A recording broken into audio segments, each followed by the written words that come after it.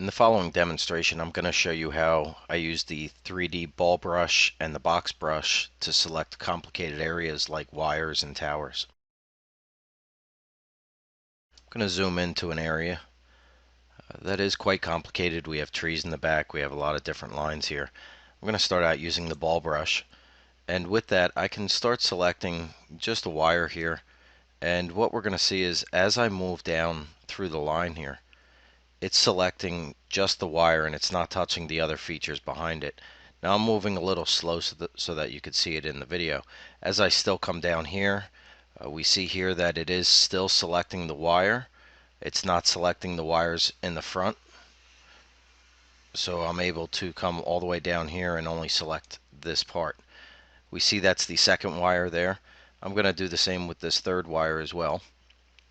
And I'm just moving right along. I hold the mouse down this whole time. It works like a paintbrush. So I'm just moving along the point cloud and I can come down this way.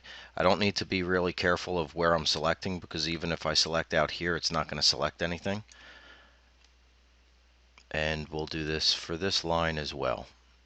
I come down. It's not selecting any trees within the background, only what I'm looking to capture. Let's complete this line. Now if you ever miss a spot, you just come back through it. And I'll go this far for now. We see that we selected those wires. I have a layer here called lines. Now I'm able to right click and say move selected to the layer. If I go into another layer now, turn off those lines, we see that they disappear and they're no longer part of my model. Turn them back on very easily. I'm going to show you now using the box brush, and with the box brush I'm just going to grab a part of here. Now we see it's not that large, so I'm going to hold the mouse wheel down and stretch this outward so that we see it gives me a bigger region for selecting. That now allows me to go down through here, and I'm just doing a big selection, just grabbing everything here. We'll go this way as well, and I can come down here. This is just live. It's grabbing all the points within the area that I want. Now I did get a little sloppy there, and we see that I did grab some of those wires as I was moving, since I am using such a large cubed area here.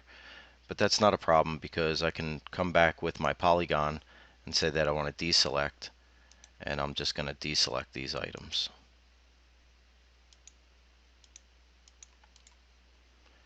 I could also use the ball brush to deselect if for some reason I want to remove something that's been selected.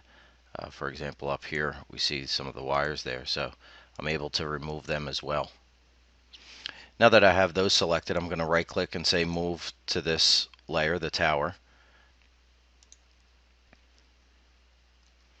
If I make my tower the active one and turn off everything in the background, we see there I have my lines and my tower.